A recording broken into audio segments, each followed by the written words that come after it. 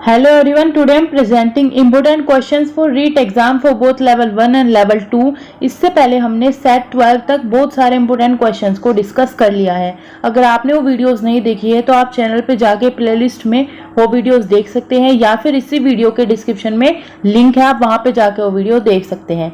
तो स्टार्ट करते हैं अपनी इस सीरीज का set 13। Our first question is the classes included in elementary education are। elementary education के अंदर कौन कौन सी क्लासेस इंक्लूड है, और ये दिया था RTE 2009 ने। इसमें बताया गया था कि एलिमेंट्री एजुकेशन में कौन सी क्लासेस होंगी, first to fifth, first to eighth, first to 10th या फर्स्ट टू 12th। तो यहाँ पे करेक्ट आंसर हो जाएगा ऑप्शन नंबर बी, यानी first to 8th। Elementary education के अंदर क्या है, दो पार्ट आते हैं, एक तो हो जाता है लोअर प्राइमरी, एक होता है अपर प्राइमरी। लोअर प्राइमरी के अंदर फर्स्ट टू फोर्थ क्लास आएंगी और अपर प्राइमरी के अंदर आएंगी फिफ्थ टू एट्थ क्लास। और ये जो क्लासेस है जैसे फिफ्थ टू एट्थ है, इसको हम मिडिल स्कूल भी बोलते हैं। तो हमारे यहाँ पे करेक्ट आंसर हो जाएगा option number B. Next question is at the primary stage assessment should consist of. जब प्राइमरी स्टेज में होते हैं बच्चे तो असेसमेंट कैसे किया जाता है उनका, continuous and unstructured teacher observation to be shared with learners and parents, formal test and games done every week and recorded in the report card. तो इसके अंदर क्या है, जब भी आप प्राइमरी स्टेज में बच्चों को असेस करेंगे तो वहां पे कोई टेस्ट नहीं होगा, टेस्ट या कोई रिपोर्ट कार्ड बनाना ऐसा नहीं होता है। तो टेस्ट जहां पे होगा वो ऑप्शन आपका नहीं होगा। हाफ ईयरली एनुअल एग्जामिनेशन तो ये भी नहीं होते। Home assignment and class assignment every week to rate young learners under the categories of pass और फेल। तो हम उन्हें रेट नहीं करते पास फेल में, तो ये भी नहीं होगा। हमारे यहाँ पे करेक्ट आंसर हो जाएगा ऑप्शन नंबर ए। प्राइमरी स्टेज में टीचर जो बच्चों को ऑब्जर्व करता है और उसको लर्नर्स के साथ, जो बच्चे हैं उनके साथ और पेरेंट्स के साथ शेयर किया जाता है, और ये कंटिन्यूअस होता है और उसकी कोई स्पेसिफिक स्ट्रक्चर नहीं होती। तो करेक्ट आंसर होगा option number A. Next question is physical trauma during pregnancy में कॉज। आपको जैसे प्रेगनेंसी के टाइम पे एक्सीडेंट हो जाता है, किसी का कोई चोट लग जाती है, तो बहुत सारे फैक्टर वहां पे आते हैं। तो ऐसे में बच्चे को क्या इशू हो सकता है, कौन सी प्रॉब्लम हो सकती है, मेंटल रिटार्डेशन, ब्लाइंडनेस, डेफनेस या ऑल ऑफ दीज। तो ऐसे केसेस में बच्चे को होगा मेंटल रिटार्डेशन। तो यहाँ पे हमारा करेक्ट आंसर होगा ऑप्शन नंबर ए। मेंटल रिटार्डेशन क्या है, एक इंटेलेक्चुअल डिसेबिलिटी है, और इसको हम कैसे पहचान सकते हैं, तो इसमें क्या है, बच्चे का आईक्यू बहुत ज्यादा लो होगा, 50 से अराउंड 50, इतना कम लो उसका आईक्यू होगा, 30, 40, 25 इस तरीके का आईक्यू होगा।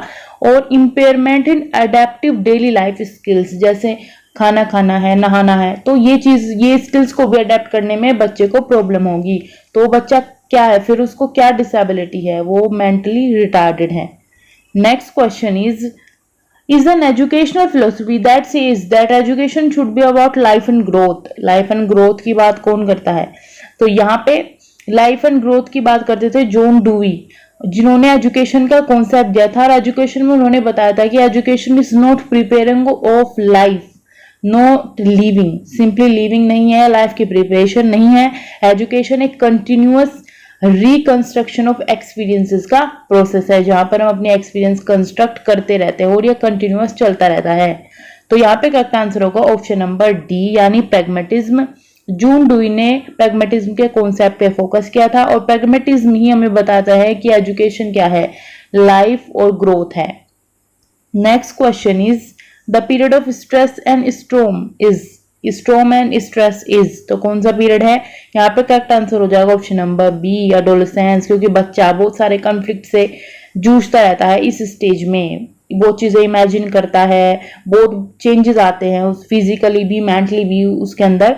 तो ये किसने बोला था, the period of stress on स्ट्रोम is adolescence. ये भी किसी का एक स्टेटमेंट है और आपसे ये भी क्वेश्चन पूछा जा सकता है। तो ये स्टेटमेंट दिया था स्टैनली होल ने। अगर आपसे क्वेश्चन पूछा जाए तो आप इसे याद रखें। Next question is which of the following is true, growth is only a mental process. तो ऐसा नहीं है कि ग्रोथ सिर्फ मेंटली होती है, किसी बच्चे की हाइट भी बढ़ती है, वेट भी बढ़ता है, तो हम ये नहीं बोल सकते। Heredity doesn't affect on learning process, तो हेरिडिटी अफेक्ट करती है, जैसे हेरिडिटरी किसी के बहुत अच्छा ब्रेन होता है, कि कोई किसी क्रिएटिव पावर बहुत ज्यादा अच्छी होती है, हेरिडिटरी अपने पेरेंट्स से आपको बहुत सारी चीजें मिलती है। कोई एक्टर है, उसका बच्चा भी एक्टर बन जाता है, बहुत जल्दी बन जाता है, आप देखते हैं। तो हेरिडिटरी डजंट अफेक्ट हम नहीं बोल सकते। हेरिडिटरी और इन्वायरमेंट दो ऐसे कॉन्सेप्ट है कि इनका इफेक्ट पड़ता है कि इंडिविजुअल के डेवलपमेंट पे। कहीं पे इन्वायरमेंट ज्यादा होता है तो कहीं पे हेरिडिटी ज्यादा होती है। Development is only A quantitative process, तो ऐसा नहीं है, डेवलपमेंट को तो हम मेजर भी नहीं कर सकते। किसी का मेंटली कितना डेवलपमेंट हुआ है तो आप उसे मेजर नहीं कर सकते, तो ये तो क्वालिटेटिव भी होता है। तो यहाँ पे ओनली लिखा है तो ये भी गलत है। Learning is a process of behavioural changes, तो बिल्कुल सही है। लर्निंग क्या है? Permanent change of behaviour. तो यहाँ पे करेक्ट आंसर होगा option number D. Next question is difference in learning styles among learners में बी एट्रीब्यूटेड टू। ये सोशलाइजेशन प्रोसेस की वजह से होता है, या थिंकिंग स्ट्रेटजी जो लर्नर अडॉप्ट करता है उसकी वजह से होता है, या इकोनॉमिक कंडीशंस, या फिर पेरेंटिंग ऑफ द चाइल्ड। तो यहाँ पे तीनों ही आंसर हमारे नहीं होंगे। जो मोस्ट करेक्ट आंसर यहाँ पे आ जाएगा वो है ऑप्शन नंबर डी। बच्चे की जो थिंकिंग स्ट्रेटजी है, लर्नर की जो थिंकिंग स्ट्रेटजी है, उसकी वजह से ही उसके लर्निंग स्टाइल में डिफरेंस आता है। कोई किस तरीके से प्रॉब्लम को सोल्व करता है, कोई अलग तरीके से सोल्व करता है, तो उनके लर्निंग स्टाइल भी अलग हो जाते हैं। Next question is which of the following is not an element of cooperative learning. तो कोऑपरेटिव लर्निंग क्या है? एक पूरा एकदम क्लास के अंदर क्या है, टीचर कुछ ग्रुप्स बनाएगा, उसके अंदर बच्चे क्या है आपस में इंटरेक्ट करके कोई प्रॉब्लम है या कोई प्रोजेक्ट वर्क है उस पर वर्क करेंगे। इंटरडिपेंडेंसी रहेगी, एक बच्चा इस दूसरे बच्चे से कुछ सीखेगा, पूरा ग्रुप एक दूसरे पे डिपेंडेंट होगा। तो ग्रुप के अंदर क्या है, इंटरडिपेंडेंसी रहेगी। और इंडिविजुअल एंड ग्रुप अकाउंटेबिलिटी की बात की जाए तो यहाँ पे क्या है, हर एक मेंबर अगर ग्रुप कुछ अच्छा करता है तो हर एक मेंबर उसमें कुछ ना कुछ पार्टिसिपेट करता है, तो जब कुछ रिकॉग्निशन मिलता है तो वो पूरे ग्रुप को मिलता है, तो ग्रुप अकाउंटेबिलिटी हुई। और बाकी जो ईच मेंबर है ग्रुप के, उन्हें इंडिविजुअली असेस भी किया जाता है, किसने कितना अच्छा वर्क किया, तो इंडिविजुअल अकाउंटेबिलिटी भी हुई। तो यहाँ पे इंटरेक्शन हुआ, इंटरडिपेंडेंसी हुई, अकाउंटेबिलिटी हुई। बाकी ये बात नहीं की गई है कि यहाँ पे लार्ज ग्रुप होगा। अब क्लास के अंदर आप पूरी क्लास का एक ग्रुप नहीं बनाते, आप क्लास के अंदर बच्चों के स्मॉल स्मॉल पार्ट में, जैसे 5 बच्चे, 6, 7 इस तरीके से लेते हैं, 8 का ग्रुप बना दिया, तो यहाँ पे क्या है, लार्ज नहीं स्मॉल ग्रुप होता है। तो यहाँ पे करेक्ट आंसर होगा ऑप्शन नंबर ए। तो ये कोऑपरेटिव लर्निंग का पार्ट नहीं है। Next question is choose the example that does not illustrate intrinsic motivation. Intrinsic motivation without any, मतलब कोई भी आपको बाहर से कोई रिवॉर्ड नहीं मिल रहा है, आपके मन से आप कुछ करना चाह रहे हैं, आपके अंदर से आता है किसी भी काम करने का मोटिवेशन, तो वो होता है intrinsic motivation. Advait is painting a picture because it makes him calm, तो ये बिल्कुल सही है, उसके अंदर से आ रही है वो चीज, वो उसको काम बनाती है, तो वो पेंटिंग करता है। Alka enjoys keeping her room organize and tidy, वो उसे एंजॉय करती है इस चीज को, तो ये भी सही है। Atib is completing his homework so that parents let him go out to play with friends, तो ये कोई आउटर रिवॉर्ड है, या वो फ्रेंड्स के साथ खेलना चाहता है, उसका पर्सनली उसका कोई इंटरेस्ट नहीं है होमवर्क कंप्लीट करने में, बट वो खेलना चाहता है इसलिए वो होमवर्क कंप्लीट कर रहा है, तो ये इंट्रिंसिक मोटिवेशन, ये एक्सट्रिंसिक मोटिवेशन होगा। बाकी Ravi exploring various resources for his project because he loves learning new things, यहाँ पे भी इंट्रिंसिक मोटिवेशन आ जाएगा। तो किस केस में इंट्रिंसिक मोटिवेशन नहीं है, तो यहाँ पे हमारा करेक्ट आंसर होगा option number C. Next question is which of the following is not the level of teaching. Memory, motivation, understanding या रिफ्लेक्टिव लेवल। तो यहाँ पे लेवल ऑफ टीचिंग क्या है, 3 लेवल्स ऑफ टीचिंग होते हैं, आपको जानना चाहिए। तो फर्स्ट होता है हमारा मेमोरी लेवल, इसके अंदर क्या है कि हम मेमोराइज करते हैं फैक्चुअल इंफॉर्मेशन को, and it is the least thoughtful method since it encourages rote memorization. सिर्फ हम चीजों को लर्न करते जाते हैं तो रूट मेमोराइजेशन को ये इंकरेज करता है और ज्यादा थॉटफुल भी नहीं होता। फिर सेकंड नंबर पे आता है अंडरस्टैंडिंग लेवल, तो ये फोकस करता है कॉम्प्रिहेंशन पे, understanding of the meaning of the topic being studied, and it involves breaking down complex topic into a logical sequence of steps. फिर आता है रिफ्लेक्टिव लेवल, तो ये क्या है, हाईएस्ट लेवल ऑफ थॉटफुलनेस है, इसमें हम कुछ सीखते भी है फिर उस पर रिफ्लेक्ट करते हैं, काफी सोचते भी है। तो एक scientific method of understanding a problem, इसको हम बोल सकते हैं, and it makes use of the problem solving approach to find a solution to a difficult problem। And ये जो लेवल है टीचिंग का यूजुअली एम्प्लॉयड होता है कॉलेज और यूनिवर्सिटी लेवल पे, जब बच्चे की अंडरस्टैंडिंग लेवल काफी अच्छी हो जाती है तब हम reflective level of teaching use करते हैं। तो यहाँ पे कौन सा लेवल नहीं आता है इन 3 में से? आता है मोटिवेशनल लेवल नहीं आता है। तो यहाँ पे करेक्ट आंसर हो जाएगा option number B. Next question is considered a sign of motivated teaching. तो मैंने पहले भी आपको बताया है कि जब भी टीचर क्लासरूम में बच्चों से क्वेश्चन पूछे, इसका मतलब टीचर ही मोटिवेटेड है, और बच्चे टीचर से क्वेश्चन पूछे तो बच्चे मोटिवेटेड है। तो क्वेश्चंस जहां पे भी आए आपको वो आंसर टिक करना है मोटिवेटेड टीचिंग के केस में। तो यहाँ क्या है? Questioning by student. तो करेक्ट आंसर हो जाएगा ऑप्शन नंबर ए। बाकी मैक्सिमम अटेंडेंस हो, रेमेडियल वर्क हो या पिन ड्रॉप साइलेंस, ये फैक्टर नहीं होंगे। अटेंडेंस हम थोड़ा बहुत फैक्टर मान सकते हैं, बट पूरा एक साइन हमें देखना है मोटिवेटेड टीचिंग का, तो वो होगा क्वेश्चनिंग बाय स्टूडेंट्स।